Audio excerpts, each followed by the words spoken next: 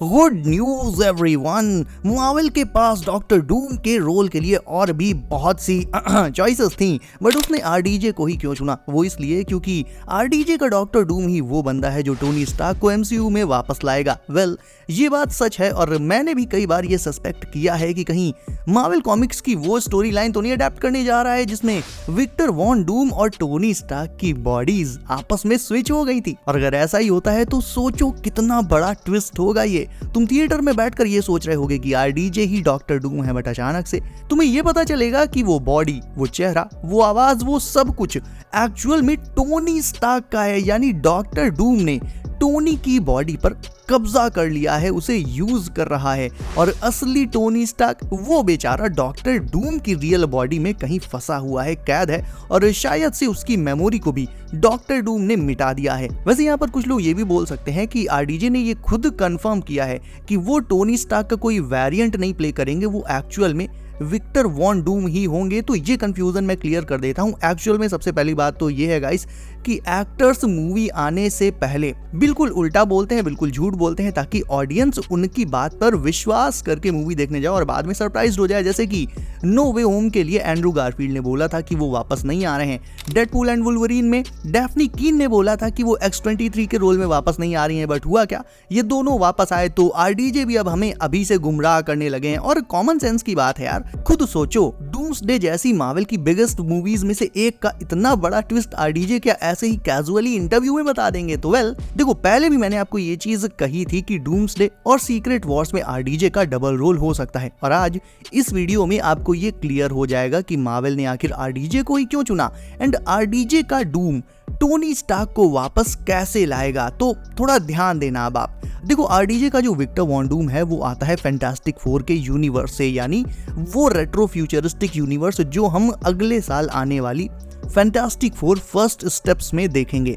RDJ का डूम उसी universe से आता है, बट तुम्हें जब आरडीजे का डूम दिखाया जाएगा तो तुम्हें ये यकीन हो जाएगा कि हाँ, आरडीजे ही डॉक्टर डूम है, वो ही विक्टर वॉन डूम है। बट एक्चुअल में स्क्रीन पर बॉडी सिर्फ आरडीजे की होगी, डूम उसे बस यूज कर रहा होगा क्योंकि रियलिटी में डॉक्टर डूम और टोनी स्टार्क ने बॉडीज स्विच कर ली होंगी, एक्सचेंज कर ली होंगी। यानी विक्टर वॉन डूम आ जाएगा टोनी स्टार्क की बॉडी में और टोनी स्टार्क की कॉन्शियसनेस आ जाएगी विक्टर की बॉडी में। तो एक्चुअल में जो आरडीजे का डूम हम उस टाइम मूवी में स्क्रीन पर देख रहे होंगे गाइज, वो असलियत में टोनी स्टार्क ही होगा, बट उसके अंदर डॉक्टर डूम की कॉन्शियसनेस होगी और टोनी स्टार्क की जो कॉन्शियसनेस होगी वो चली जाएगी डॉक्टर डूम की असली रियल बॉडी में एंड वो उसी में फंस कर रह जाएगी। अब डूम की वो रियल बॉडी कहाँ होगी एंड किस पॉइंट पर रिवील होगी ये तो फिलहाल नहीं पता, ये तो मूवी में ही पता चलेगा। बट सच में ये जो ट्विस्ट होगा भाई,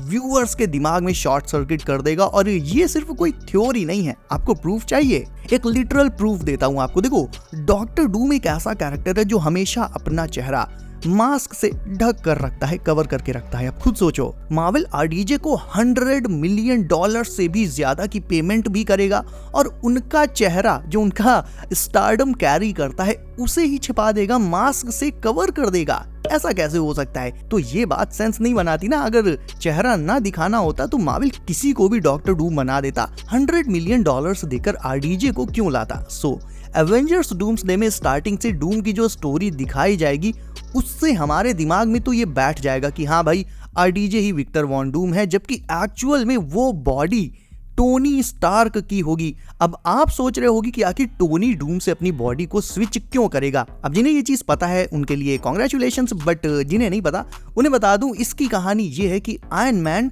demon in an armour comics में विक्टर वॉन डूम का college friend Reed Richards mister fantastic नहीं था, उसकी जगह उसका फ्रेंड था टोनी स्टार्क। हम सभी जानते हैं कि दोनों के दोनों साइंस के कीड़े हैं।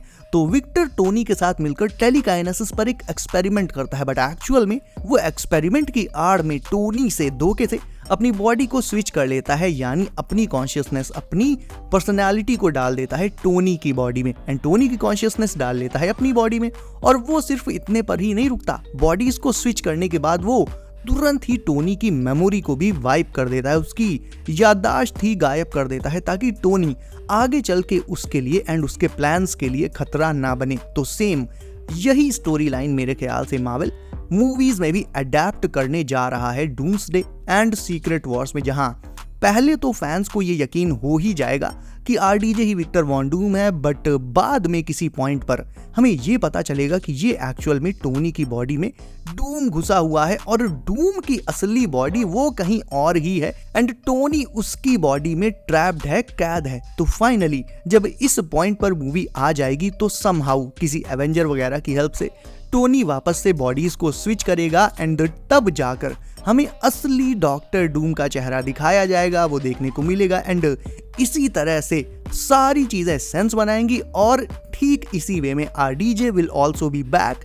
As Tony Stark. और ये चीज तो क्लियर है ही, बट मैं फिर भी क्लियर करके चलता हूं कि इस टोनी स्टार्क का हमारे 616 से कोई लेना देना नहीं होगा एंड जब असली डॉक्टर डूम रिवील होगा ना भाई, सच में रोंगटे के साथ और क्या क्या खड़ा हो जाएगा मैं भी नहीं जानता।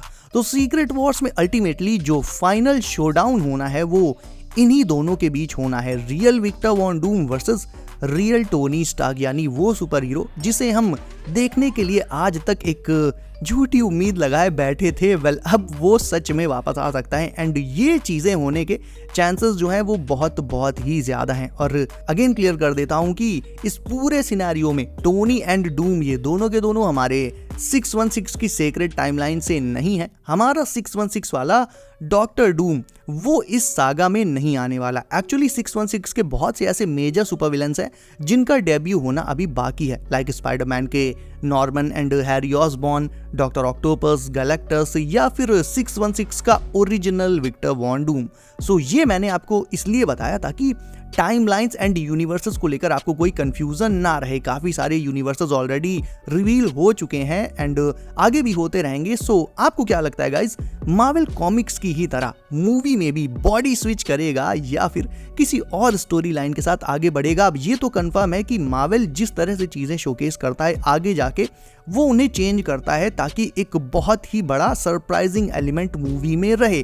तो आरडीजे को मार्वल जिस तरह से वापस लाया और अभी 2024 में ही रिवील कर दिया, जबकि मूवी आनी है 2 साल एंड 3 साल बाद 2026 और 27 में, तो भाई इसका मतलब यह है कि हम अभी से ये सोचने लगेंगे कि आरडीजे ही विक्टर वॉन डूम है, जबकि रियलिटी में आगे चलकर ये रिवील होगा कि आरडीजे एक्चुअल में किसी दूसरे यूनिवर्स के टोनी स्टार्क ही थे, बस विक्टर वॉन डूम ने उनके साथ बॉडी स्विच कर ली थी। तो ये सब काफी ज्यादा माइंड ब्लोइंग रहेगा और स्टोरी लाइन इसी तरह से आगे बढ़ेगी। सो आपको क्या लगता है इस स्टोरी लाइन को लेकर, ये मुझे अब आप कमेंट करके बताओ। इसके साथ ही गाइज वीडियो को इफ आपने अभी तक लाइक नहीं किया है तो इसे अभी लाइक करके चैनल को कर लीजिए सब, नोटिफिकेशंस को ऑल पर डालना बिल्कुल मत भूलिएगा ताकि आने वाली अपडेट्स आपसे कभी भी मिस ना हो। सो गाइज बी सेफ, अपना ख्याल रखिए। आप, मेरा नाम है Himanshu and as always I will see you in next one.